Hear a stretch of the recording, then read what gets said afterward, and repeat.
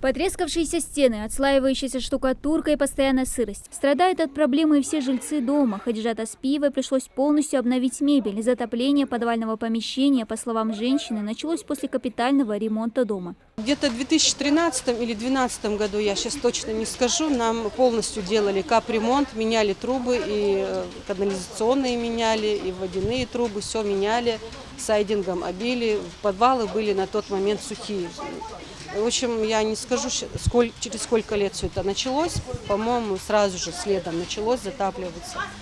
И вот с тех пор он стоит заполненный. Я не знаю, куда эта вода дальше уходит, но он уже до упора заполнен, этот подвал. На первом этаже живу только я и вот детский садик, да, и ощущаем вот эти вот проблемы больше всех мы. Причина затопления не ясна. Наверняка она связана с порывом трубы, предполагают жители. Обращение в местную администрацию без внимания не осталось. Погодные условия не позволяют сейчас развернуть всю необходимую технику, поставить насосы. Утихнет дождь, чуть-чуть подсохнет на улице, и мы постараемся привлечь свои силы и откачать эту воду, разобраться, в чем проблема, почему это все затапливается. Воду откачают, но вот решать возникшие проблемы с затоплением жители должны сами, отмечает сотрудник администрации. Понятно, что во всем мире, в нашей стране, либо создаются ТСЖ, либо создаются управляющие компании или привлекаются со стороны, либо же ежемесячно выплачивается какая-то там плата в виде каких-то дополнительных налогов, в которую включены все эти расходы.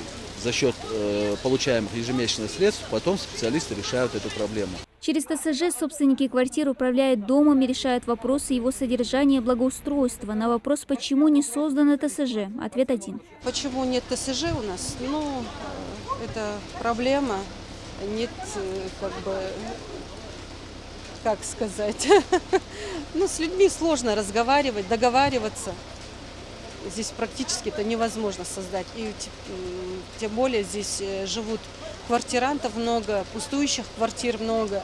И просто здесь нереально создать это ТСЖ и собирать с людей деньги. Да и даже с живущих тяжело собрать, потому что люди...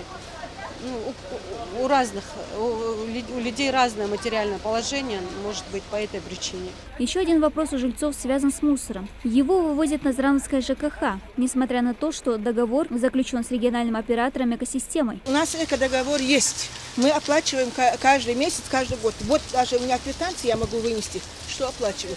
А мусор вывозить берет по ЖКХ. Сугать. Как говорить? Что говорить еще? В свою очередь, сотрудник Назрановской администрации посоветовал решить вопрос с уборкой мусора обращением в суд. Прокуратуру. Почему мы боимся в прокуратуру обратиться, если нарушают наши права? Все боятся.